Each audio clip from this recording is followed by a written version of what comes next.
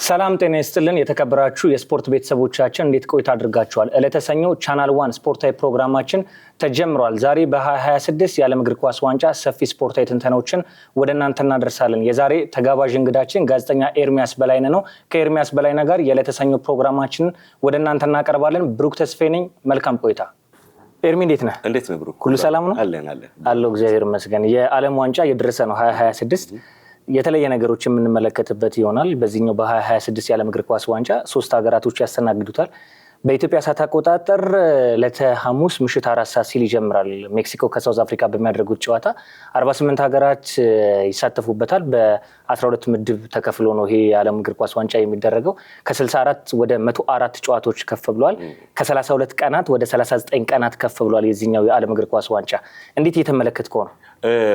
እንግዲህ ከአጀማመሩ የምሰማቸው ብዙ ውድድሩ ላይ ጥሩ ነገር እንዲጠብቅ የሚያደርጉም አረ ለምን እንደዚህ ሆነም ደግሞ እንደተለ የሚያደርጉ ነገሮች የተፈጠሩ ነው። በአብዛኛው ሚዲያዎቹ ላይ አሁን የሚወጡትን ነገሮች ስታያቸው የዚህ የሙቀቱ ጉዳይ በደንብ እየተነሳ ነው የሚገኘው። ከዛ ጋር ተያይዞ ቡድኖች ምናልባትም በቶርናመንቱ ላይ ተቀያሪ ተጫዋቾቻቸውን መልበሻ ቤት እንዲቀመጡ፣ ከዛ አሰልጣኙ ዋናው አሰልጣኝ ተቀያሪ ሲፈልግ በምክትል አሰልጣኙ እያስጠራ እንደዚህ አይነት ነገሮችን ለማስደረግ ጥረት እያደረጉ እንዳለ ትላንት ቢቢሲም ይሄን መረጃ እንደዚህ ይዞት ወጥቶ ነበረ። ከዛ ውጪ ደግሞ በዚህ ዓለም ዋንጫ ላይ ምናልባት መነሳት ካለበት ኳሷ በጣም ለየት ያለ ቴክኖሎጂን ይዛ ላይ ሴንሰር ተገጥሞባት የኤአይ ቴክኖሎጂን ይዛ ቪአርን ጎል ላይን ቴክኖሎጂን ለማገዝ ለመርዳት ጥቅም ላይ እንደምትውል እንደዚሁ ተነግሯልና በዚህ የዓለም ዋንጫ አንደኛው የምናየው ነገር እንግዲህ እንደ ስልኮቻችን በቻርጅ የምትሰራ ኳስ ማለት ነው። አንዴ ቻርጅ አድርጋ ለ6 ሰዓት ታገለግላለች ተብሏል እና ከ6 ሰዓት በኋላ ደግሞ ቻርጅ እያደረጋት ቀስ በቀስ እየዘመነ መጥቷል። ከ1930 ጀምሮ የዓለም እግር ኳስ ዋንጫ በየዓመቱ አዲስ ነገሮችን እያስመለከተን ይመጣል። በተለይ ደግሞ ኳታር አንድ ስቴፕ የዓለም እግር ኳስ ዋንጫውን ቀይረዋለች ብለን ማሰብ እንችላለን። ተገጣጣሚ ስቴዲየሞችን ከማሳየት ጀምሮ ውድድሮችን በጥራት በዛ በጣም ከፍተኛ ሙቀት በነበረበት የመካከለኛው ምስራቅ ላይ የአየር ንብረቱን ሂሚዲቲን የተቆጣጠረችበት መንገድ ለ2022 የኳታር እግር ኳስ ዓለም ዋንጫ ላይ ያን የመሰለ ውድድር ለዓለም የማይረሳ የማይደገም ውድድርን መካከለኛው ምስራቅ ላይ አሳይታለች። ከዛ በኋላ ነው እነ ሳውዲ አረቢያ ዳግማዊ ተስፋን አሳይተው 2030 ላይ ለማዘጋጀት ድጋሚ ጥያቄዎችን ለማቅረብ ያጤኑት ከ2022 በኋላ እና የኳሱን ጉዳይ ምናልባት ያን የኳታር ስታዘጋጅ የቫር ቴክኖሎጂ የበለጠ አውትሻይን እያደረገበት የመጣበት ጊዜ ነበረ። ከቫር ቴክኖሎጂ በኋላ ደግሞ ኳስ እንዴት ነው ኮንትሮል የምናደርገው? ኳስ በ90 ደቂቃ ሜዳ ላይ ነው ማለቅ ያለበት። ከ90 ደቂቃ ውጪ ኳስ ከወጣ የመጀመሪያው 45 ደቂቃ ላይ 3 ደቂቃ 4 ደቂቃ በተጫዋቾች ቅያሪ መሰረት ወይም ደግሞ ሜዳ ላይ በሚፈጠረው ኢንሲደንት ነው ደቂቃ ሲጨመር የተመለከተው። ያኔ ግን የነበረው ኳሷ 45 ደቂቃ ሜዳ ላይ ካልቆየች 10 ደቂቃም 8 ደቂቃም ሊሆን ይችላል እና ዓለም ዋንጫው 112 ደቂቃ 120 ደቂቃ እያለ እንደ 30 ደቂቃ ጭማሪ የተመለከትንበት ጊዜ ነበር። አሁን ደግሞ በዚህ በአሜሪካ በካናዳ በሜክሲኮ አዘጋጅነት ደግሞ የበለጠ ፊፋ በቻርጅ የሚሰራ ኤአይ ቴክኖሎጂ የሰፋበት ሴንስ የሚያደርግ ነገር ኳሷ 90 ደቂቃ ብቻ ማለቅ ሳይሆን ለዳኞች ብዙ ነገሮችን የምታሳይ ከጎል ላይን ቴክኖሎጂ ባለፈ የሜዳ እንቅስቃሴን የሚያግዝ ቴክኖሎጂ ነው። ዳኞች ላይ የበለጠ ያገዘው የሙቀት መጠኑን በጣም ከፍተኛ ነው። የዘረኝነት ጥቃት ሰፍቷል። ኤርሚ ዳኞች ኤክስ ምልክት ተጫዋቾች ካሳዩቸው 15 ደቂቃ ጨዋታውን ማቋረጥ ይችላሉ። ከዛም ደግሞ ካለፈ ጨዋታውን መሰረዝ ይችላሉ። እንዴት ትመለከተዋለህ? የእንትናም አለቻ ይሄ አፍ ሸፍነ በኮንፍሮንቴሽን ጊዜ ማውራትም ቀይ ካርድ ያሰጣል የሚል ነገርም እንደዚህ ወጥቷልና ከህግጋታ እኔ ለምሳሌ አሁን ቅድም ያነሳኸውን የዚህ ኳሷ በመጫወቻ ሜዳ ውስጥ ምን ያህል ቆየች የሚለው ትክክለኛ ነጥብ ይመስለኛል። ከኳታር አንደኛው አይረሴ የዓለም ዋንጫ እንዲሆን ያደረገው አንዱ ምክንያት እሱ ይመስለኛል። ብዙ ድራማዊ ጨዋታዎች ነበሩ አይደል? በመጨረሻዎቹ ደቂቃ ላይ ጎሎችን እየተመለከትን ቡድኖቻቸው ሆኑባቸው ያሸነፉባቸው፣ ወደ ተጨማሪ ደቂቃ ሄዱባቸው ብዙ ድራማቲክ ነገሮችን እንድንመለከት ሆኗል። አንድ እሱ። ሁለተኛ ፌር የሆነ ቻሌንጅ። አሁን ብዙ ጊዜ ሚካኤል አርቴታ የሚወቀስበት ላይ ዳርክ አርት አይደል? በተለያየ መንገድ ደቂቃዎችን መፍጀት። ራያ አርሴናል ይምራ እንጂ ኳሱን ጎል ኪክ እስከሚመታ እንዲወጣጠራል ምን ይልባል ምናምን በእንዲህ እያደረጉ በ90 ደቂቃ ውስጥ ምን ያክል ደቂቃ መፍጀት እንችላለን? ዳርክ አርቶች አሉና እነሱን ነገሮች ከመከላከል አንጻር ንጹህ የሆነውን ኳስ ሜዳ ላይ ከማየት አንጻር ይሄ ነገር ጥሩ ነው ብዬ አስባለሁ እና አሜሪካ ላይ መቀጠሉ አንድ ትልቅ ነገር ነው ብዬ አስባለሁ። ግን ሌላው ምን መሰለ አሁን ከኳታር ጋር አያይዘን ካነሳ ነው እኔ የአሜሪካ ላይ ካው እንደነ ኳታር ይሄ እግር ኳሱን የማዘጋጀት የሆነ ፌስቲቫል የመፍጠር ምናምን ከዛ ፍላጎት ይልቅ ፖለቲካዊ ፍላጎት ወደዚህ ገፋት ይመስላል። በተለይ 2018 ራሽያ ካስተናገደች በኋላ የአሜሪካ ዓለም ዋንጫን ለማስተናገድ መፈለግ በጣም ተነሳስቶ መጥቷል። እንግዲህ አሜሪካ የኳስ ሀገር አይደለችም። ታውቀው ባስኬትቦል የራሳቸው ፉትቦል የሚሉት እነሱ ናቸው ገን ነው የሚወጡት እና አሁን ዓለም ዋንጫውን ማስተናገድ ከእግር ኳሳዊ ጉዳዮችም ውጭ በፖለቲካው ዓለምም ከፍተኛ ነገር እያመጣ ነው። ተጽዕኖ እየጎላ ነው እየመጣ የሚገኘው። ኳስ ዝም ብሎ የ11 ጨዋታ ብቻ አይደለም ስትመለከት በኋላ ከጀርባ ያለ የፖለቲከኞች ጨዋታ ሆኗል። አዎ ራሽያ አሁን ከዛ በኋላ እኮ ወጣለች። ከነፊፋም በዩክሬን ምናምን አድርገው አግደዋታል። እንደዚህ የሆነ አሁን ፖለቲካው በጣም ኳስ ውስጥ እየገባ ነው። ኳሱም አንድ የፖለቲካ መገለጫ እየሆነ እየመጣ ነው እና አሜሪካ ከዚህ አንጻር ብቻ ነው ለማሰናዳት የፈለገችው። ምን ለምን መሰለህ አሁን ኳታር ስታዘጋጅ ብዙ መሰረተ ልማት ገንብታለች። መሰረተ ልማቱን ከመገንባት በተጨማሪ ደግሞ ሙቀቱን ለመከላከል በጣም ብዙ ሚሊዮን ዶላሮችን ስቴዲየሞች ላይ ፋኖችን በመቅጠም ምን በማለት የሚገራርሙ ፋን ዞኖች ከሙቀቱ ጋር የሚስማሙ የሆነ ብዙ ነገር ነው የሰራችው። ብዙ ነገር ማለት እንደነ አስፓየር አይነት የእግር ኳስ አካዳሚዎች በጣም የላቁ አካዳሚዎችን ጨምሮ ማለት ወደ አሜሪካ ግን ስትመጣ ልክ እንደ 94ቱ አሁንም የኤንኤፍኤል ሜዳ ላይ ነው ኳስ ሜታ ላይ ምናምን የምትላቸው ስቴዲየሞች እንዳለ አብዛኛዎቹ ኤንኤፍኤል የሚያስተናግዱ ናቸው። ልክ ከኤንኤፍኤል ወደ እግር ኳስ ስትመልስ ያው መስመሩን ትቀይራለህ አይደል? የሜዳውን ነገር ቀይሮ እሱን ነው እንጂ ያስተካከሉት እና አንዳንድ የሆነ የጽዳት ስራዎች ነው እንጂ የተለየ ዓለም ዋንጫው ተኮር ኢንፍራስትራክቸሮችን ሲገነቡ እንደውም ተጠምዳለች የሚባለው አሜሪካ ይሄኛውን ዓለም ዋንጫ በተለየ መንገድ ፖለቲካ ላይ ትኩረት ለማድረጓ ማሳያ የሚሆነን ነገር ብንመለከት ኢራን ላይ ያሳደረችባት ያለው አሁን የመካከለኛው ምስራቅ ጦርነትን እናስታውሳለን። በተለይ በመካከለኛው ምስራቅ ጦርነት የእስራኤል የኢራንን ጉዳይ እንመለከታለን። ከዛ ደግሞ ባለፈ ደግሞ ከጀርባ ደግሞ ቀጥተኛ የአሜሪካ ተሳትፎ ነበር። ያንን የመካከለኛው ምስራቅ የሹክቻ ወይም ፖለቲካል ውሳኔዎችን የሄርሙዝ ሰርጥ መዘጋት ምናምን ብለን በዚህኛው የምናነሳው የፖለቲካ ዓለም በእግር ኳስ ሜዳ ላይ እየተመለከትነው እንገኛለን። ለምሳሌ የኢራን ብሔራዊ ቡድን የቪዛ ችግር ገጥሞት ነበር።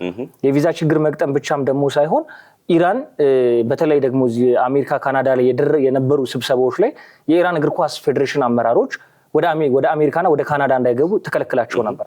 ያም ብቻም ደግሞ ሳይሆን ብሔራዊ ቡድኑ የተሰጠው ቪዛ ራሱ በጣም የሚያሳዝን የቪዛ ሰጣት ነው የተሰጠው። ከግብጽ ጋር ከኒውዚላንድ ጋር ጨዋታ አለው የኢራን ብሔራዊ ቡድን በምድቡ የጨዋታው የመጀመሪያ ቀን ይጀምራል ቪዛቸው። ከዛ በኋላ የምድቡን ጨዋታ ሲጨርሱ ቪዛቸው ይጠናቀቃል። ምናልባት ካለፉ ቪዛቸው የሚቀጥል ይሆናል። ከዛ ባለፈ ደግሞ የተወሰኑ ተጫዋቾች ደግሞ ወደ አሜሪካ ሲገቡ ኢሚግሬሽን ላይ ታስሯል። የኢራቅ ተጫዋች እንደዚህ ታስሯልና ይሄ የእግር ኳስን በቀላሉ የምታገኝበት አይደለም። ሳውዝ አፍሪካ የቪዛ ጥያቄዎች ተነስቶባታል። እስከ መጨረሻው ደቂቃ ተቸግረው ነው ወደ አሜሪካ ጉዟቸውን ያደረጉትና ሀገራት የሚያደርጉት ዝግጅትን ወደ አሜሪካ ከማምራት ይልቅ ይሄ ፖለቲካዊ ውጥረቱና ከእግር ኳስ ሜዳ ባሻገር ያለውን ነገር የተመለከትንበት እንገኛለንና የኢራን ላይ ደግሞ ኢፍትሐዊ ውሳኔ እየወሰነች ነው። ቀጥተኛ የፖለቲካን ውሳኔውን ሜዳ ላይ እያሳየች ነው የተባለ የተነሳ ነው። ይሄኛውም አንደኛው አሜሪካ ለውድድሩ እንዳልተዘጋጀችበትና ስሟን መልሳ እንደነበረው እንደ 1994 ብቻም ሳይሆን ከዛ በኋላ የተመለከትናቸው ድንቅ እግር ኳሶች ተመልክተናል። 2010 ደቡብ አፍሪካ፣ ከዛ 2014 ብራዚል ላይ፣ 2018 ሩሲያ ላይ፣ 2022 ደግሞ ኳታር ላይ ተመልክተናል። በዛ ልክ ነች ግን አሜሪካ ይዛት አይደለችም። እንትን ነው አሁን ውድድሩን በጥሩ መልኩ ልታስተናግድ ትችል ይሆናል ግን አሁን እንደሌሎቹ አሁን እንደነ ካታር ምናምን በጣም በላቀ ሁኔታ እንደማታሰናዳ አሁንም ከምታያቸው ኢንፍራስትራክቸሮች ይሄንን በደንብ መረዳት ትችላለህ። ሌላው ያነሳው ጉዳይ ላይ አሁን ብሔራዊ ቡድኖች ከዚህ በፊት ወደ በዓለም ዋንጫው ጥሩ ተሳትፎ ለማድረግ ነው የሚዘጋጁት የነበረው። አሁን ላይ ግን በዓለም ዋንጫው ጥሩ ነገር ለማድረግ ብቻ አይደለም የተዘጋጀው። ራስ ወደ አሜሪካ ለመግባት መጀመሪያ ትልቅ ዝግጅት እያስፈለገ የመጣበት ሁኔታ ነው። አሁን ቅድም የጠቀስካት ደቡብ አፍሪካ ምክትል አሰልጣኟን ሳትይዝ ነው ወደ አሜሪካ ያመራችው እና ለምንድን ነው ስትል እንትን ነው የቪዛ ጉዳይ ነው። እሱን እንግዲህ መርጠው ከልክለውታል። ከዛ ውጪ የኢራንንም ስትመለከት የሆነ ካፌ ገብቶ ወይ መውጣት ያክል ነው። አሁን ካፌ ስትገባ ቀኑ ሙሉ መዋል አትችልም አይደል? በቃ ገብተህ ትንሽ ያዘዝከው ማኪያቶ ቢሆን ሻይ ጠጥተህ ወይ ጋዜጣህን አንብበህ ወይ ከፍሬንድ ጋር አውርተህ በቃ ትወጣለህ እንጂ እዛው አትውልም አታል። እንደዚህ አይነት ነገር ነው። ኢራንም በአሜሪካ ሻይ እንድትጠጣ ሻይ ጠጥተሽ ብቻ አይነት ነገር ነው። ገብቶሃል? ግቢ ልክ የጨዋታ ቀን ትገባለህ ከዛ ከጨዋታው እንዳለቀ በጣም እኮ የሚገርመው የአንድ ቀን እንኳን ፍቃድ አይደለም ቪዛው የአውርሊ የሰዓታት ቪዛ ነው። ጨዋታው ሊደርስ ሲል አሜሪካ ትገባለህ። ልክ ጨዋታው እንዳለቀ የሻወር ሰዓቱን ላይ ሰጡ ወዲያው ነው ከግብጽ ጨዋታ በኋላ ቀጥታ ነው የምትወጣው። ቀጥታ ትወጣለህ እና የሚያሳዝነው ደግሞ ሶስቱም ጨዋታቸው አሜሪካ ላይ ነው። ሜክሲኮ አሜሪካ የሆነ ህገወጥ ሰው የሚያዘዋውሩ ነው የሚመስለኝ። እንግዲህ በዚህ ውስጥ አንድ ሜክሲኮ አንድ አሜሪካ ሲመጡ ማለት ነው አንድ ያህል። ሁለተኛ አሁን አይመን ሁሴን አንበላቸው ኤርፖርት ጋር ደርሶ ወደ 10 ሰዓት ያክል አንገላቶት ነው እና ምንድነው ኬዙ እሱ አባቱ በአሸባሪዎች ተገለውበታል እዛ ሀገሩ ላይ ማለት ነው እና ወንድሙ ደግሞ 2014 ላይ ታግቶ ተወስዷል። እስካሁን የት እንዳለ ያውቅም። ከዚህ ጋር በተያያዘ ያሰሩት ማለት አሁን እሱ አላገለ ወይ አልገደለ ገብቷል። ቤተሰብ አካለ እንደዛ አይነት ችግር ከደረሰበት ኦኬ ደርሶበት ሊሆን ይችላል። ግን ከ10 ሰዓት በላይ እንደዛ ማንገላታት የቡድኑን ፎቶግራፈር ወደ ሀገሩ ለመመለስ በቃ የመጨረሻው ሰዓት እስከሚደርስ ድረስ ማንገላታት እንደዛ አይነት ነገሮች። ሌላው ደግሞ አሁን የደቡብ አፍሪካን አነሳን የኢራንን አነሳን። ከዛ ውጭ እነዚህ ካሪቢያን ላይ ደግሞ ያለፉት ኩራኮ ሄይቲ እንደዚህ የምትላቸው ሀገራት ደግሞ ትንሽ እንትን የሚልህ ጉዳይ የሚያሳዝን ጉዳይ ደጋፊዎቻቸው ወደ አሜሪካ በፍጹም ቪዛ እየተሰጣቸው አይደለም እና እነዚህ ሀገራት እዛው ኦልሬዲ አሜሪካ በሚኖሩ ዲያስፖራዎቻቸው ነው የመደገፍ እድላቸው ሰፊ ነው። ኢንክሉዲንግ የአፍሪካን ሀገራት ለምሳሌ እኔ አፍሪካ ላይ በጣም ማደንቃቸው ብዙ ጋዜጠኞች አሉ። ከእነሱ መካከል አንዱ ኖህ አዳምስ ይባላል። ካፍ ጋዜጠኛ ነው። አንድ ሁለቴ የዓመቱ ምርጥ የካፍ የእግር ኳስ ጋዜጠኛ ተብሎም ተሸልሟል። አሁን እንደነሱ አይነት ትልልቅ ብዙ ፊቸር አርቲክሎችን ብዙ ነገር የሚያስነብቡን ጋዜጠኞች ቪዛ አልተሰጣቸው። ለምን? ይሄ ትራምፕ ኦልሬዲ ጥለዋል ብዙ አፍሪካ ሀገራት ላይ የቪዛ ማዕቀቡ አለ። በጣም ስትሪክት ሆኗል ህጎቹ። ሆነ እንደዚህ ክፍል ኢትዮጵያን ጨምሮ ራሱ ያለው የቪዛ አሰጣጥ ከብዷል እንዴ! በጣም ከባድ ሆኗልና ኢቭን የብሔራዊ ቡድን ጨዋታ እንደተሰረዘ ታውቃለህ የአሜሪካ። ምክንያቱም የሚያስይዙትም ገንዘብ ቀላል አይደለም። በፊት ላይ ለኢትዮጵያ ብሔራዊ ቡድን ተጫዋቾች ወደ አሜሪካ የወዳጅነት ጨዋታ እናደርግ ነበር። አሁን ከዲሲ ዩናይትድ ጋር ዋሊያዎቹ ሄደው ተጉዘዋል ላለፉት 2 ዓመታት። አሁን የሚያስይዙት ገንዘብ ምናልባት በኢትዮጵያ ምንዛሬ 3 ሚሊዮን ብር ነው። ለአንድ ተጫዋች 3 ሚሊዮን ብር አስይዘህ መላክ ወደ $15,000 አካባቢ ነውና በጣም ከባድ ነው። በጣም ከባድ ነው። ከዚህ አንጻር ህጉም ትንሽ ጠበቅ ስላለ እሱንም ደግሞ ከፍለህ ራሱ ቪዛውን ማግኘት ራሱ በጣም ከባድ ሆኗል። ለአፍሪካውያን ነገሩ በጣም ጥብቅ አድርገውታልና ከነዚህ ነገሮች አንጻር ስትመለከት በተለይ የዓለም ዋንጫ አንዱ መገለጫ የፋንስ የደጋፊዎች ኢንጌጅመንት ነው። እኔ ትዝ ይለኛል የካታር የዓለም ዋንጫ ጊዜ በሱፐር ስፖርት አይ ቲንክ ሱፐር ስፖርት ዋናው ላይ ኳሶቹ ይታያሉ። የሆነ ግን አንድ ለብቻው ደጋፊዎች ከስቴዲየም ውጭ ያሉትን ኢንጌጅመንቶች በሙሉ የሚያሳይ በጣም ነበር ተመችቶኝ እሱን አየ ነበር። አሁን ግን አሜሪካ ላይ ምናልባት እንዲህ አይነት ነገሮችን የማየት ነገር አነስተኛ እዛም ያለው ምናልባት እዛ ያሉት ስደተኞች ካልሆኑ በስተቀር ለእነሱም ደግሞ ምን አለ መሰለሽ ብሩኬ እንትኑ ዋጋው በጣም ውድ ነው። $1,000 የትኬት መግቢያ። ኤርሚያስ የሚባል ወዳጅ አለ ትልቅ ሰው ነውና እዛ ነው የሚኖረው። ኳስ በጣም ይወዳል። ኢቭን ኳታርም ሄዶ አይተው ነበር የዓለም ዋንጫ ጊዜ አሜሪካ ዲሲ ነው የሚኖረውና በቅርብ አንድ ነገር ፖስት አድርገው አይቼ ነበር። ዋጋውን ፖስት አድርጎት የስቴዲየም ቲኬት መግቢያ እዛ ጋር ደግሞ ምግብ መጠጥ ምን ልትጠቀም ብትል ያሉ ዋጋ ውድነቶች ማለት ነውና እነሱ እንትን ብሎ ከኔ ቤቴ ቁጭ ብዬ ነው የማየው።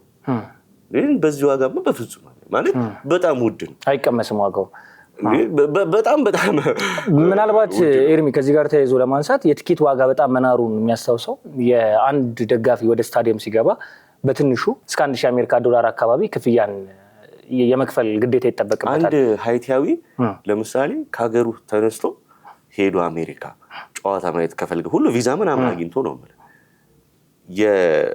ወደ 26 ዓመት ከግማሽ ያክል ደሞዙን አንድ ሳይነካ መቆጠብ አለበት። አንድ ሚኒመም ይሄ አቬሬጅ ዌጅ የሚያገኝ ሃይቲ ውስጥ ስራ ኖሮት የሃይቲ አቬሬጅ ዌጅ አለ አይደል በወር የሚያገኙት እሱን አንድ ሳይነካ ለ26 ዓመት ማጠራቀም አለበት። ያ ማለት እዛ ሄዶ አንድ የመክፈቻውን ጨዋታ ለማየት ምን ያክል ውድ እንደሆነ እስከ $2 ሚሊዮን ድረስ የሚሸጡ ትኬቶች በየደረጃው የኢትዮጵያን ጋዜጠኞች ሊስት በጣም ርካሹን ስትገዛ አሁን የአሜሪካ ስቴዲየሞች እንዳልኩ ለኤንኤፍኤል ምናምን ስለተሰሩ 80,000 70,000 ምናምን እና በጣም ርካሹን ስትገዛ ኢላይዛ መጨረሻው ውስጥ አንድ ላይ ነው የምትቀመጠው እና በቲቪ ማየት ይሻላል። ተጫዋቾቹ አይታዩ ጥላቸው ነው ወይ ደግሞ የሆነ ማይክሮስኮፕ ብራን ይዘህ መግባት አለበት። ጥላቸው ነው የምትመለከተው። የሚደንቀኝ ኢትዮጵያን ጋዜጠኞች ወደ ስፍራው ለመሄድ ብዙ ሙከራዎችን እያደረጉ ይገኛሉ።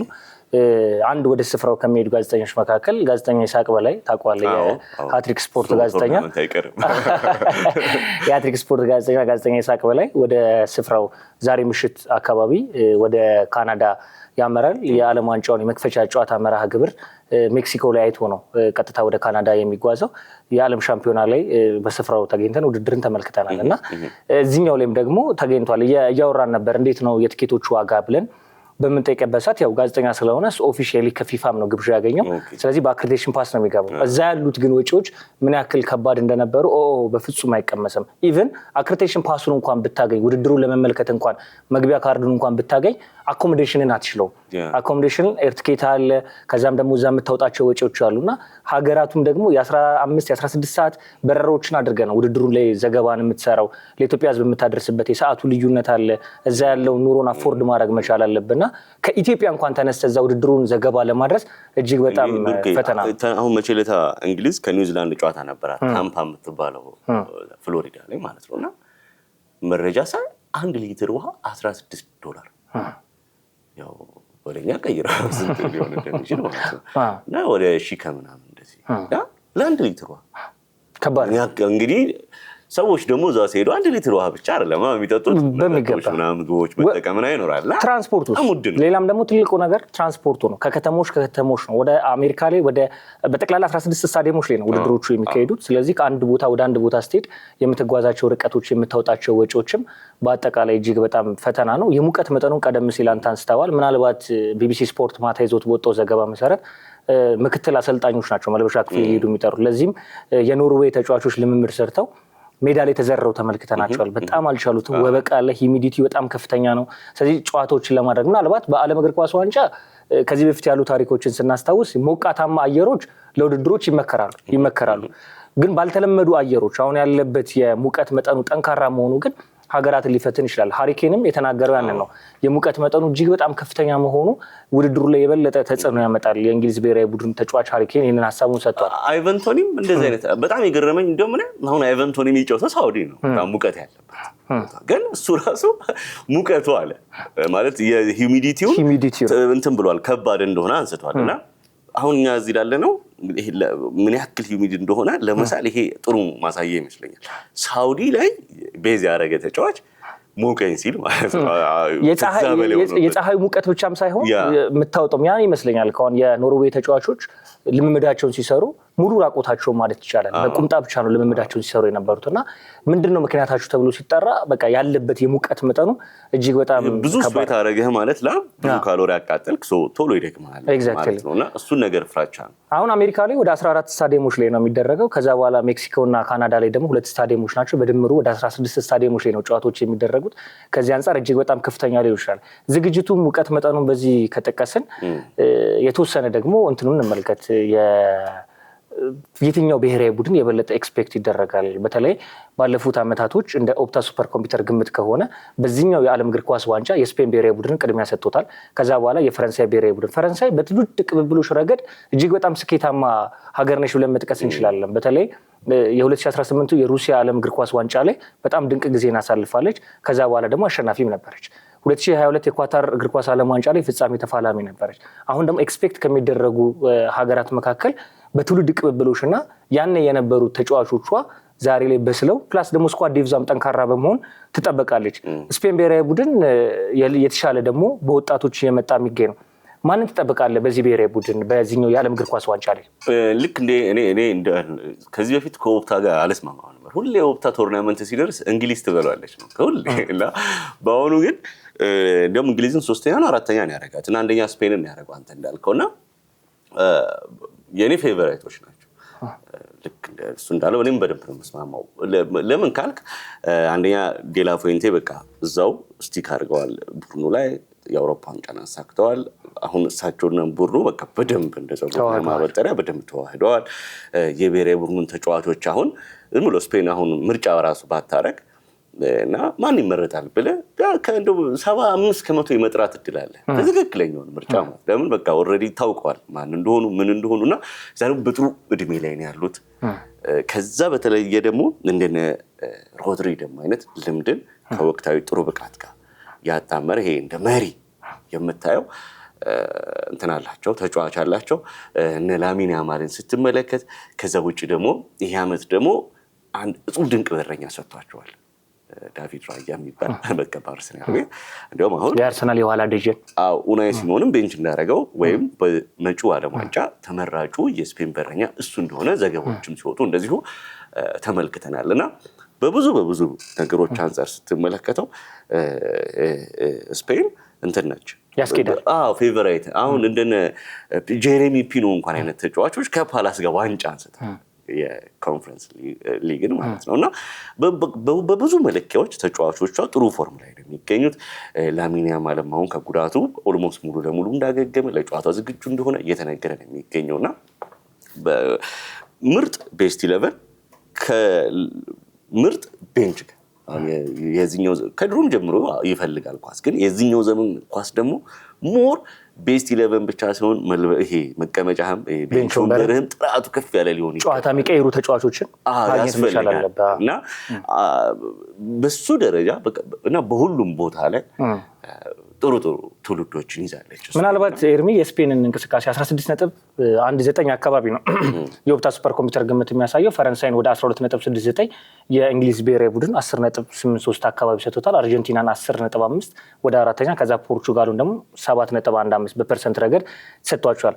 ከ2010 በኋላ ያንን ኔዘርላንድን አሸንፋ ነው የስፔን ብሔራዊ ቡድን 106ኛው ደቂቃ ላይ ኢኔስታ ባስቆጠረው ግብ ነበር የስፔን ብሔራዊ ቡድን በሰዓቱ አሸናፊ ናቸው። እዚሁ አህጉራችን አፍሪካ ላይ የተካሄደ ነው። ስለዚህ በሌላ ተስፋ በሌላ መንገድ የምንመለከተው ሊሆን ይችላል። በዛ ልክ ግን ብርቱ ፍክክር ይጠብቃታል። ፈረንሳይም አምና ያጣችው ምናልባት በሽርፍራፊ ሰከንድ ነው። የመጨረሻውን ኳስ ምናልባት ቹዋሚኒ ያስቆጥሮት ቢሆን ኖሮ ዛሬ ላይ የዓለም እግር ኳስ ዋንጫን አርጀንቲና ያን ያታሳካም ነበር። ሜሲም ተረት ይሆን ነበር። ያሁሉ ታምሮች በእግር ኳሱ ያሳካቸውን ኬሮች ማብቂያ ወይም መቋጫ የንግስና መድፊያው አርጀንቲናውያኖች የሚጠይቁት የማራዶናን ታሪክ የታል ዋንጫው የሚለውን ዛሬ አርጀንቲና እኮ ወደ ዓለም ዋንጫው ስታልፍ የሜሲ የመጨረሻው የዓለም እግር ኳስ ዋንጫ ነው ለሲአር7 እና ለሜሲ።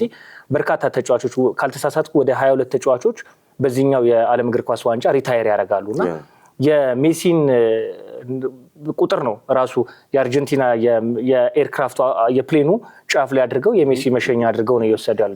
ያኔ ፈረንሳይ ዋንጫውን የማሳካት እድል ነበራት። የነክሊያን ኤምባፔ የመጨረሻ እንቅስቃሴያቸው በጣም ጥሩ ነበር።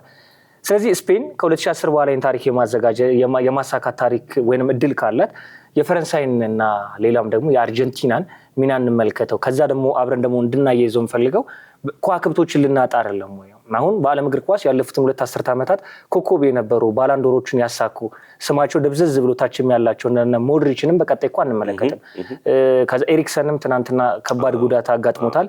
የኤሪክሰንም ነገር እንደዚሁ የምናጣው ይመስለኛል። ሜሲ ሲአር7 ከፊት የምናነሳቸው ናቸው። እንዲህ እያልን ወደ 22 ድንቅ ተጫዋቾችን የምናጣበት ነው ይሄኛው ዓለም ዋንጫ። ከዚህ አንጻር እስቲ እንመልከተው። ከቶርናመንት ፌቨራይቶቹ ስንነሳ ስፔንን አንስቻለሁ። ከዛ እኔ ከስፔን ቀጥሎ ፖርቹጋልን እጠብቃታለሁ። ትንሽ ጥርጣሬ ምንድነው አሰልጣኙ ላይ ነው። የፈለገ የከዋክብት ጥርቅም ብትይዝ የአሰልጣኙ ደግሞ ጌም ማኔጅመንት በጣም ወሳኝነት አለ። አንድ ጨዋታ 90 ደቂቃ ሲጨርስ ባይ ዘ ወይ የአሰልጣኝነትም ትልቁ ኳሊቲ መለኪያው ይሄ ነው። አንደኛው ማለት ነው ተጫዋቾችን ማዘጋጀት ምን ትልቅ ኳሊቲ ነው ከሜዳው ጀርባ ልምምድ። ግን ደግሞ ሜዳ ደግሞ ስታመጣ ተቃራኒ ቡድን ተዘጋጅቶ የሚመጣው እሱ ልክ እንዳጣ።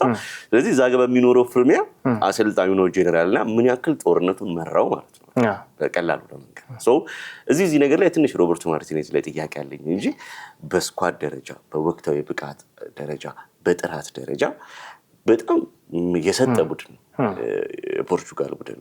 ቪቲኒያና ኔቬዝን የመሰሉ ከርብ የሆኑ አማካዮች መሀል ላይ የያዘ ነው።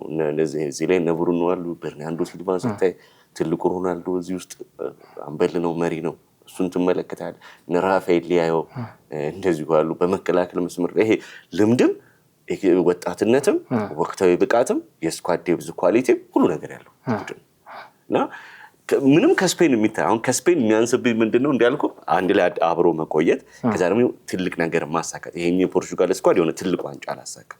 ስፔን ግን አውሮፓ ምናልባት የአውሮፓ ዋንጫን ፖርቹጋል ምና 2016 አሳክታለች። ግን ይሄኛው አሁን ያለው ስኳድ የነ ቪቲኒያ ዘመን አላገኘውም አሁን ያለው ማለት ይሄ ብሩኖ ምናምን አሁን ያለው ትውልድ የነ ኑኖ ሜንዴዝ እንዲህ ስትወድ እነ ዳሎን ምናምን ስታያቸው አላሳኩም 2016 የሆነ አዳፕት ሆነ ቡድን አይደለም። ስፔን ግን አሁን እነ ኢኒየስታ ምናምን አንስተዋል። ይሄኛው ትውልድም አንስቷል አውሮፓ ዋንጫ እና ያ የሚሰጣቸው ኤክስፒሪየንስ የሜንታሊቲ ጥንካሬ አለ። በዚህ ነገር ስፔን ነው ቀዳሚ ማረጋት። ሌላው ፖርቹጋልን ግን አነስ ማረጋት ያልኩ የሮበርቶ ማርቲኔዝ እኔ ቤልጂየም ብሔራዊ ቡድን ላይ ግፍ ሰርቷል ብዬ ማመን ሰው ነኝ። ያ ወርቃማ ስብስቡን እንዴ የ2018 የ2022 ላይ በጣም የሚያስቀኝ አንድ ነገር አዛርድ እንደዛ ወፍሮ መጫወት አቅቶት ትሩሳርድን ቤንች አድርጎ ነው ማርቲኔዝ እና አዛርድ ገብቶ ምንም ሳይሰራ 3 የምድብ ጨዋታ ያስገባዋል ማለት አዛርድ በስም አይደለም ማሰለፊያ እንጂ በጣም ድንቅ ተጫዋች ነው፣ ግልጽ ነው። ግን በዛ ሰዓት የነበረው ወቅታዊ አቋም ኢቭን ከሰውነቱ ክብደት መጨመር ጋር ያያይዘ ከቼልሲ ቤት በኋላ የነበረው አዛርድ መጫወት ያልነበረበት ወርቃማ ትውልዷ ነበርኩ ቤልጂየም ያ ስብስብ። ለምሳሌ በጣም ሉካኩ በጣም ምርጥ የነበሩበት ስብስብ ነውና ሃዛርድ በጣም አሪፍ የነበሩበት ስብስብ ነውና ኬቨን ድብሮይና በጣም ምርጥ ብቃታቸውን የሚያሳይ ምናምን የነበሩት ስብስብ ነው። ግን እዛ ጋር ሮበርቶ ማርቲኔዝ በደንብ ማኔጅ አድርገውታል ብዬ አላስብም። ቪልሞት ጀመረው እሳቸው ጨረሱት የቤልጂየም ዲክላይን ማለት ነውና ልክ አሁንም ፖርቹጋል ላይ ያ ስጋት አለብኝ። ከዛ ውጭ ግን በደንብ ዌል ማኔጅ ከተደረገ ግን ስኬት ለማምጣት በጣም ምንድነው የሚባለው ብዙ ነገሮች ያሉት ቡድን ነው። ሌላው ፈረንሳይ ብሔራዊ ቡድን ላይ ያለኝ ስጋት የመሃል ሜዳ ጥራት። አንድ ቡድን ላይ እኔ ሁሌ ከቤስት 11 ጋር ወይም ስኳዱን ሳይ ምን ያክል የሚድፊልደሮቹ 6 ቁጥር በለው 8 ቁጥር በለው ቦክስ ቱ ቦክስ ምን የሚሆን ዛጋ የተመረጡት ልጆች ያላቸው ኳሊቲ ከሌሎች ቡድኖች ካላቸው ኳሊቲ ጋር ምን ያህል ያፎካክራል። ኳስ ብዙ ጊዜ ኦልሞስት ሁሉ ጊዜ የሚድፊልድ ባትል ያሸነፈ 3 ነጥቡን ይዞ ወይ ድል ይዞ የዘመናዊ እግር ኳስ መመልከትም ራሱ በተለይ ውድም ዋጋ እያወጣ ያለው የተከላካይ አማካኞች የኦፌንሲቭ ባህሪያት ያላቸው ተጫዋቾች ክሬቲቭ የሆኑ ሚድፊልደሮች ዋጋም ከፍ ያደርጋል። ከተቃራኒ ቡድን ሚድፊልዱን ከበለጥ ሚድፊልድ በለጠ ማለት በመከላከልና በማጥቃት ጋር ያለው ብሪጅ ምርጥ ነው ማለት ነው። ሶዛት አንተ ወደ ማሸነፍ ትሄዳለህ ማለት ነው። ዋጋቸውም የማይቀመስ ነው። ከ100 ሚሊዮን ፓውንድ በላይ ነው አይደል? አዎ አሁን እነ ቪቲኒያ እና ኔቬዝን እንዴት ነው የምታገኘው? በጣም ከባድ ነው በዛ ዋጋ እና አሁን ግን ፈረንሳይ ብሔራዊ ቡድን ላይ ያሉት ቾሜኒ ምናምን ናቸውና እኔ እንጃ አሁን ቾሜኒ ጥሩ ጊዜ አላሳለፈም በሪያል ማድሪድ ውስጥ። ሌሎቹንም ደግሞ ስትመለከታቸው እነዚህ ብቃታቸው ያናል በጣም ልቆም ጥሩ አይነት አይደሉም እና ፈረንሳይ ብሔራዊ ቡድን ላይ እሱኛው ስጋት እንዳልከው የኢጎ ጉዳይ ይነሳል። በተለይ ንጎሎ ኮንቴን መናገር ወይንም መመልከት በጣም ይከብዳል። በጣም ሀምብል የሆነ ተጫዋች ነው። 2016 ሌስተር ሲቲ ቤት የነበረውን ታስታውሳለህ። በፕሪሚየር ሊጉ ደምቆ የወጣ ተጫዋች ነው። ቼልሲ ቤትን በጣም የደመቀ ተጫዋች ነው። ከዛ ደግሞ ባለፈ ደግሞ ወደ ሳውዲ አረቢያም ደግሞ አልፎ ደግሞ ለፈረንሳይም ደግሞ የማይደክመው ነው። ዓለም ላይ በውሃ 70% ይሸፍናል ከተባለ ቀሪውን ደግሞ ማን ነው የሚሸፍነው? ንጎሎ ኮንቴ በጥራትም ሀምብል በመሆንም በጣም የተሻለ ተጫዋች ነው።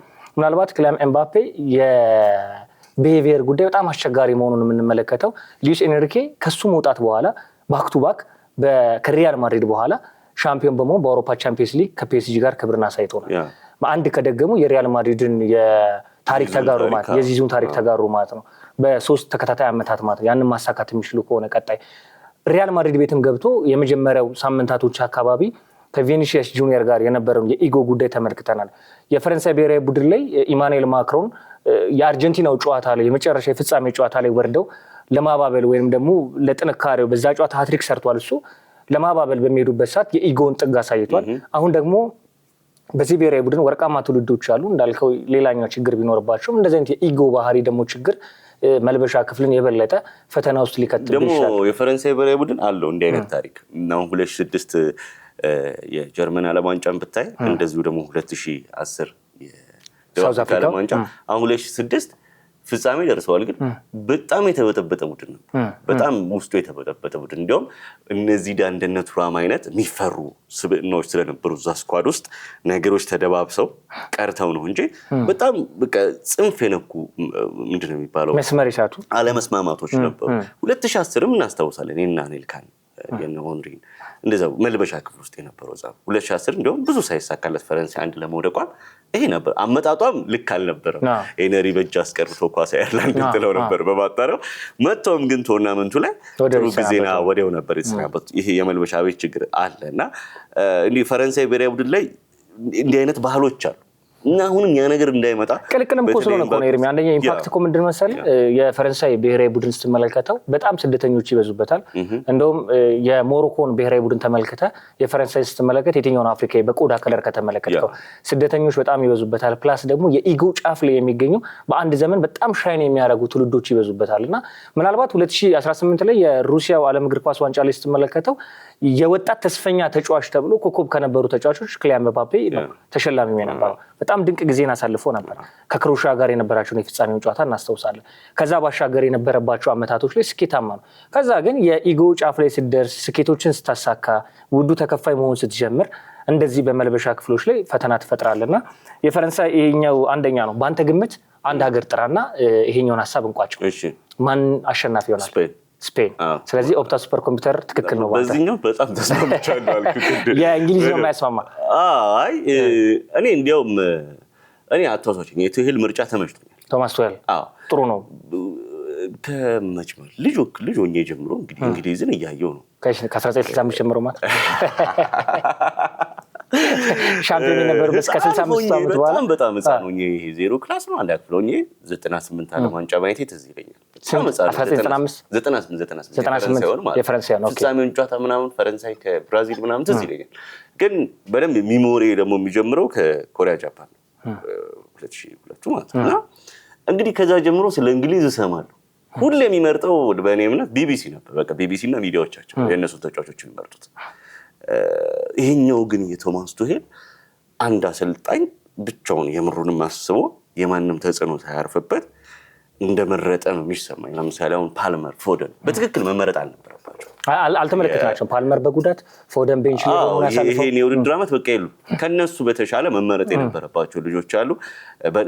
አንድ ያለኝ ቅሬታ ተከላካዩ ላይ ሃሪ ማጓየር ቢኖር ቋሚ ያርገው አያርገው አይደለም፣ ግን በለፈው ዓመትና በተለይ ደግሞ በዚህ ዓመት በጣም የተሻሻለ ተከላካይ ነው ሃሪ ማጓየር። ስለነበረውን መልሶ ያገኘ ተጫዋች በደንብ እና እሱም ቢኖር ከዛ ውጪ አብዛኞቹ ምርጫዎቻቸው የቶማስ ቱሄል ተመችቶኛል። ግን ቡድኑ ላይ ደግሞ የምታነሳቸው ችግሮች አሉና ምናልባት እሱ ሰፊ ጊዜ ሊወስድ ስለሚችል ነው ለዋንጫ የእንግሊዞች የተረጋጉ ይመስለኛል። በተለይ የአውሮፓ ዋንጫ ማጣታቸውን ተከትሎ ከዛ ደግሞ ስትመለከት 2022 ደግሞ በጣም ተስፋ ያደረጉበት ዓመት ነበረ።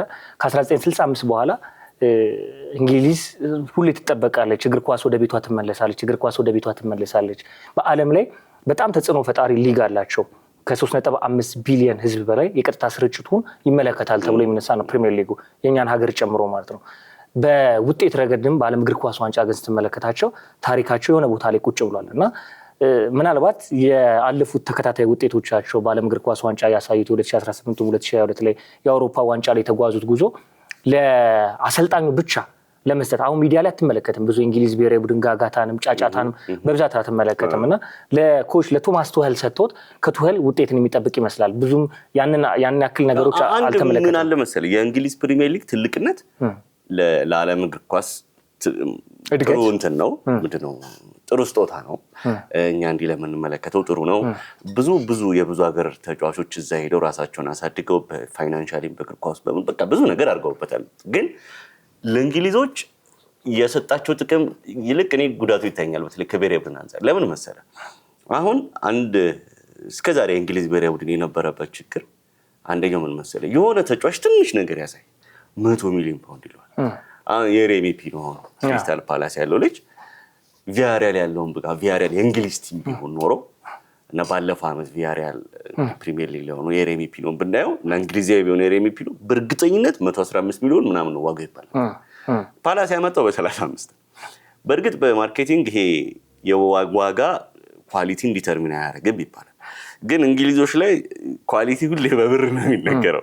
አንተ ትንሽ የሆነ ነገር ከፍ አልክ ብለው ሲያስቡ ዋጋህን ነው የሚቆልሉት። በዛ ውስጥ ነው ሊያሳዩ የሚፈልጉት እና ብዙ ተጫዋቾቻቸው ማይሆን ቫሉዌሽን እየተለጠፈባቸው ያ ደግሞ አእምሮ ላይ የሚፈጥረው ነገር አለ። ከዛ ውጪ ደግሞ እኛ ተመልካቾች ላይ ምን ይፈጥራል? ቡድኑ ላይ ካለው ኳሊቲ በላይ ትልቅ ነገር እንድትጠብቅ ስኳዱ 2 ቢሊዮን ያወጣል ይሏል።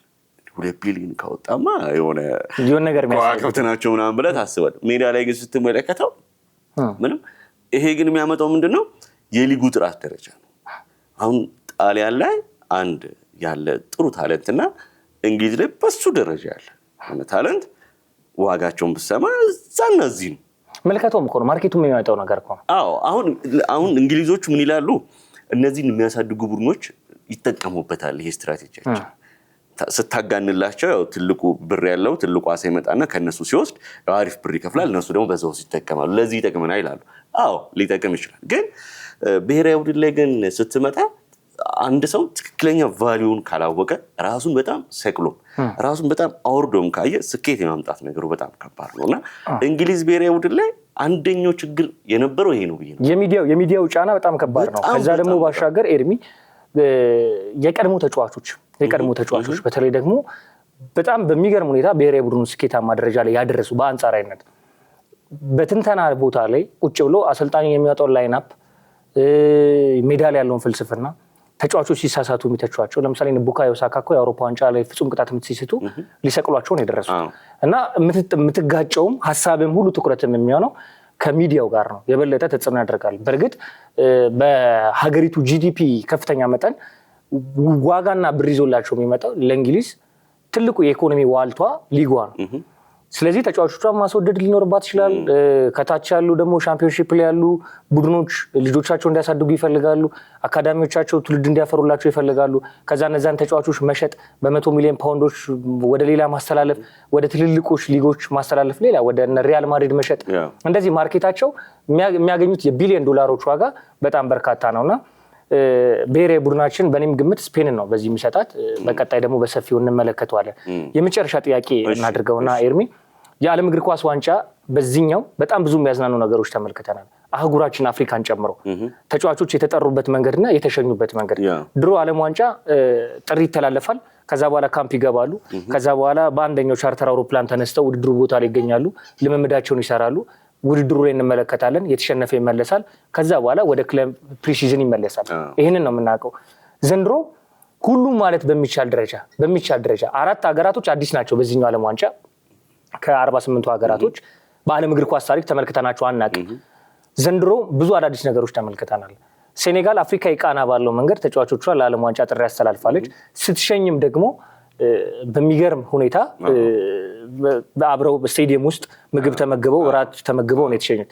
ኖርዌይ የራሳቸውን የፊልም ታሪክ በሚመስል መንገድ ነው ተጫዋቾቿን ወደ ዓለም እግር ኳስ ዋንጫ የሸኘችው።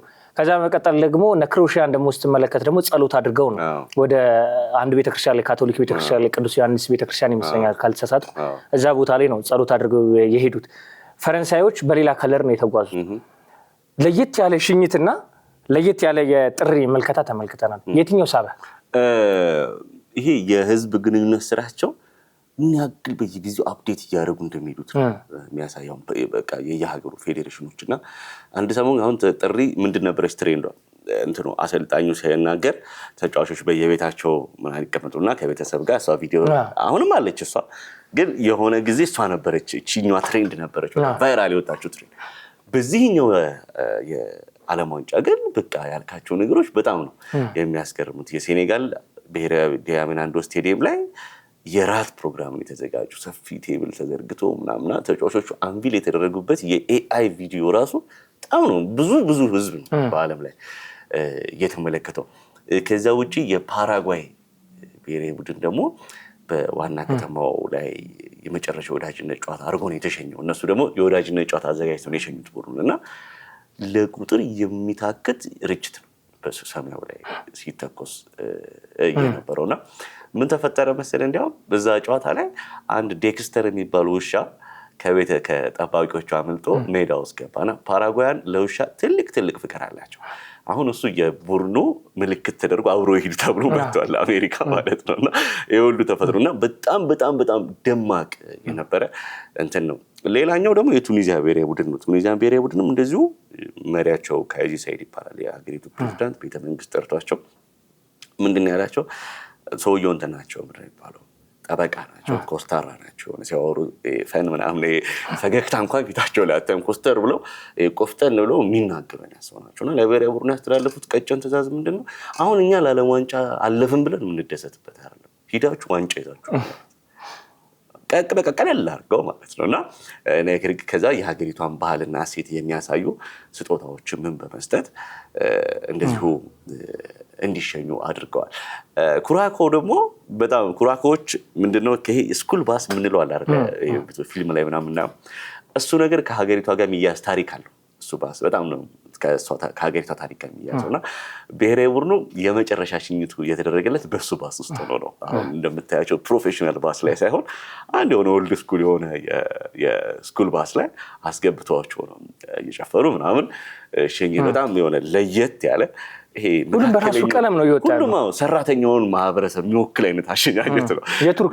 የቱርክን ተመልክተው ከሆነ ደግሞ በጣም በርካታ መኪኖች መንገድ ኤርፖርቱ ድረስ በጣም ረጅም ሰልፍ ተደርጎ የመኪና ፓሬዱ በጣም ነው ዋንጫ በልቶ የመጣ ነው ቲሙ ይመስለው እና በዛ ካለ ሀገሬ ግዳጅ እየላኳቸው ነው። አዎ በጣም ነው የሚያስደንቅ እና መንገዱ ተዘግቶ ምን ብሎ ምናምን ነው እና አንድ አይነት መኪኖች ሁሉ ተፈልጎ ከዛ ቡድኑን የሆነ በቃ ሀገርን የምርም ይወክል። ከዛ ውጪ ደግሞ ኢራን ደግሞ ያው የእስልምና እምነት ተከታዮች ናቸውና በእነሱ ባህል ደግሞ ሁሌ ቶርናመንት ሲሄድ ብሔራዊ ቡድኑ ቅዱስ ቁርአንን ስመው ነው የሄዱትና እነሱም ያንን ስነ ስርዓታቸውን እንደዚሁ ከውነዋልና በጣም ብዙዎቹ ሀገራት ከዚህ በፊት ከታዩት ለየት ባለ መልኩ የሽኝት ፕሮግራሞቻቸውን እንደዚሁ ማከናወን ችለዋልና ይሄ ራሱ አንድ የሆነ ውድድሩን በጉጉት እንድጠብቅ ከወዲሁ ለዛ የሚያዘጋጅ ጥሩ ፌቨራይት የሚፈጥር መረጃ ነው ብዬ አስባለሁ። አንደኛው የዓለም ዋንጫ ማድመቂያ ይሄ ነው። ስለዚህ ኤርሚ በቀጣይ ደግሞ እንገናኛለን። በተለይ ደግሞ የዓለም ዋንጫ ጉዳዮችም እንደዚሁ ተመልሰ አሁን ደግሞ የአፍሪካ ቡድኖች ደግሞ እየገቡ ነው። በነዛ የሚገራርሙ ልባሳቶቻቸው ያደም አፍሪካ የከለራችን አሁን ጋናን አይታል። አይቮሪ ኮስት በቃ የሆነ ልብሶቻቸው የአፍሪካ ልብስ በጣም ነው ምዕራቦቹና ኤርሚ ምዕራቦቹና ደቡብ አፍሪካዎች አፍሪካ ድሬሲንጋቸውን ትመለከታል። ከጥሪው አንስቶ አለባበሳቸው ኤርፖርት ላይ ሲገቡ እየተዘፈነላቸው አፍሪካዊ ድሬሳችን በተለይ ሀራምቤ የምንለው አለ አይደል? ይሄ አንድነታችን የአፍሪካዊ ቀለማችን ሳውንዳችን የራሱ ቤቶች የምንመለከት በግርም የጋና ቡድን አሳማጂያንን የቡድኑ የዚህ የአልባሳትና ተያያዥን አምባሳደር አሁን አሳማጂያን አሜሪካ ታየዋል። እያንዳንዱ የምታየው ፕሮግራም ላይ ግን የጋናን ባህላዊ አልባሳት አድርጎ ዓለም የሚያስተውሰው አሳሞጇን በምን ነበር? ስለዚህ እሱን ስላዩ አየህ በሱ የሀገሪቷን የአልባሳት ባህል ደግሞ ለማሳየት ተጠቀሙበት ማለት ነው። ስለዚህ አሁን እሱ ከቲሙ ጋር ሄዷል። ሁሌ ግን አሁን አሳሞጇንን በቴሌቪዥን መስኮት ስትመለከተው የጋና 2010 ትዝ ይለዋል አይደል? ሰዎች 2010 ያቺ ፍጹም ቅጣት ምት በተለይ ደግሞ የሉዊስ ሱዋሬዝ እና የአሳሞጇን ጉዳይ ነሳል። ያቺ ምናልባት ባይስታት ኖሮ አፍሪካ አዲስ ታሪክ የምታሳይበት ነበር። በጣም ብዙ ድንቅ ነገሮች የምናይበት የ2026 የዓለም እግር ኳስ ዋንጫ ዕለተ ሐሙስ ምሽት ላይ ይጀምራል። እንመለከተዋለን። ሰፋ ያሉ ደግሞ ጉዳዮች ላይ ደግሞ መልሰን አንተንም የምንጋብዝ ይሆናል። ኤርሚ እጅግ በጣም እናመሰግናለን ለቆይታ። እሺ እኔም ብሩክ በጣም አመሰግናለሁ። ቻናላን ቲቪዎችም አክብራችሁ ስለጠራችሁ እጅግ አድርጌ አመሰግናለሁ። እጅግ በጣም እናመሰግናለን። ክቡራትና ክቡራን ወደ ተመልካቾቻችን ስትከታተሉ የነበረው የ2026 የዓለም እግር ኳስ ዋንጫ ጅማሮን በማስመልከት ከጋዜጠኛ ኤርሚያስ በላይ ጋር ቆይታ አድርገናል። ለተአርብ በአትሌቲክስ ስፖርታዊ ጉዳያችን ተመልሰን እንመጣለን። ብሩክ ተስፋዬ ነኝ። መልካም ቆይታ፣ መልካም ሳምንት።